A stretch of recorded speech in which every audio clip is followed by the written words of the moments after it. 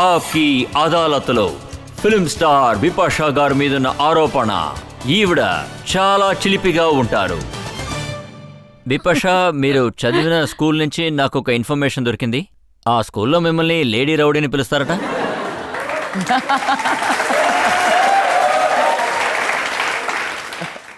మీకన్నా పెద్ద స్టూడెంట్స్ని మీరు కొట్టేవారట. అవును, కరెక్టే. ఒకసారైతే మీరు ఎంక్వైరీ నుంచి తప్పించుకోవడం కోసం యాక్టింగ్ కూడా చేశారట.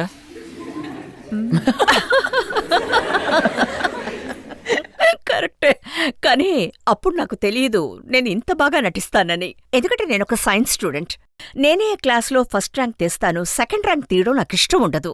ఆ రోజు మ్యాథ్స్ ఎగ్జామినేషన్కి నేను సరిగా ప్రిపేర్ కాలేదు. అందువల్ల నేను ఏమనుకున్నానంటే ఒకే ఒక రివార్డ్ని మాత్రం మిస్ చేస్తాను, చిన్న యాక్టింగ్ చేద్దాం. So I pretended to faint. అంటే నేను నా రైట్ సైడ్ ఇలా పెట్టి అలాగా ఫెయింట్ అయిపోయాను. ఆ తర్వాత మమ్మీ వచ్చారు, ఆంటీ వచ్చారు. అప్పుడు మా నాన్న ఊళ్ళో లేరు. అందరూ నన్ను చూస్తున్నారు. నాకు అలా ఏడుపు వచ్చేసింది. కంటి నుండి ధారధారగా నీళ్ళొస్తున్నాయి. సో అమ్మ నన్ను హాస్పిటల్కి తీసుకువెళ్ళాలి అని అన్నారు. And they straight took me to the hospital. And they said ఇప్పుడు తనకి అపెండిసైట్ ఆపరేషన్ ఇప్పుడే చెయ్యాలి అన్నారు. అది విన్న వెంటనే నేను అలా షాక్ అయిపోయాను. లేదు, నేను చేసుకోను అన్నాను. అప్పుడు నాన్న ఊర్లో లేరు. ఆపరేషన్ చేసుకోను, నేను బాగానే ఉన్నాను, ఎగ్జామ్ రాస్తాను అన్నాను. They didn't listen to me, they operated me that day. So నాకు ఇంత పెద్ద మార్క్ ఉంది నా కడుపు దగ్గర. సో ఆ మార్క్ నేనెప్పుడూ అబద్ధం చెప్పకూడదన్నది నాకు జ్ఞాపకం చేస్తూ ఉంటుంది. It's you know horrible place. ఆ తర్వాత నేను అన్ని ఎగ్జామ్స్ మిస్ చేశాను. అండ్ నాకు ఇంజెక్షన్ అంటే చాలా భయం. ఎందుకంటే నాకు అప్పుడు ఆపరేషన్ అయిపోయింది. నేను నడవలేకపోయాను. స్ట్రైట్ గా ఇలాగే కూర్చునేదాన్ని. I was so scary. ఆ తర్వాత ఈ విషయాన్ని ఒక 2-3 సంవత్సరాల క్రితమే మా అమ్మ నాన్నతో చెప్పాను. వాళ్ళు అసలు నమ్మలేదు. అంత పెద్ద అబద్ధం చెప్పాను. చిన్నప్పటి నుంచే మీరు ఎంత పెద్ద యాక్టర్సో వాళ్ళకి అర్థమై ఉంటుంది.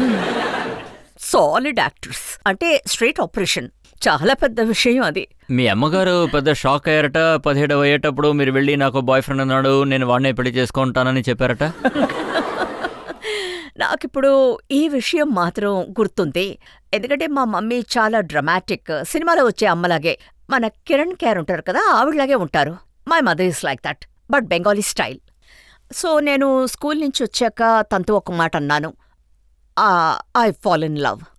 అప్పుడు మా మమ్మీ స్ట్రైట్గా నించోనే ఉన్నారు, కానీ అలా అలా కళ్ళు తిరిగినట్టు డ్రామా చేశారు. నేను మమ్మీతో చెప్పాను, మీరు డ్రామాలు ఆడకండి, నాకు 2 సల్వార్ సెట్స్ కావాలి. బికాస్ నేను అప్పుడు షార్ట్స్ మాత్రమే వేసుకుంటాను. ఐ సెడ్ నాకు 2 సల్వార్ సూట్స్ కుట్టించండి. ఎందుకంటే వాడు మార్వాడి, వాళ్ళింటి మనుషుల్ని ఆకర్షించడానికి నేను సల్వార్ మాత్రమే వేసుకోవాలి.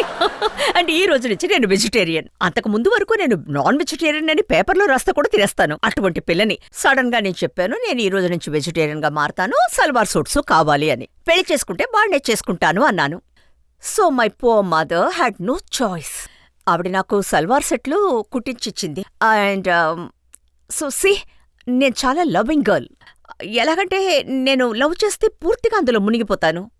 బట్ అది ఎక్కువ రోజులు సాగలేదు, ఎందుకంటే మేము బాంబేకి వచ్చేసాం. మీరు ఎంత లవింగ్ అంటే మీ అమ్మగారు మిమ్మల్ని బానీ హిట్లర్ అని అంటారు. అవును, హిట్లరే. ఇప్పుడు కూడా నన్ను చూస్తే వాళ్ళు భయపడతారు. You know my mother is little bit care of me. ఎందుకంటే ఆవిడికి తెలుసు నాకు ముక్కు మీద కోపం, కానీ మరుక్షణమే అది తగ్గిపోతుంది అని. అంటే నా కోపానికి ఒక కంట్రోలే లేదు. ఒక విధంగా చెప్పాలంటే అది ఒక యూస్లెస్ కోపం. చూడండి, ఇంత టఫ్గా ఉన్న మీకు, అంటే కోపం తెచ్చుకునే మీకు, దయ్యం అంటే భయమా? చాలా భయం. దెయ్యాలు, డార్క్నెస్, ఒంటరితనం ఇవంటే నాకు చాలా భయం చిన్నతనం నుంచి. మా అమ్మ నాన్న నన్ను చిన్నప్పటి నుంచి భయం చూపించి పెంచారనుకుంటా.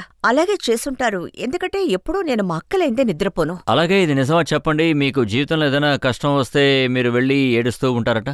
అవును, చాలా అరిచి ఏడుస్తాను. 2-3 రోజులకి రూమ్ నుంచి బయటికి రాను.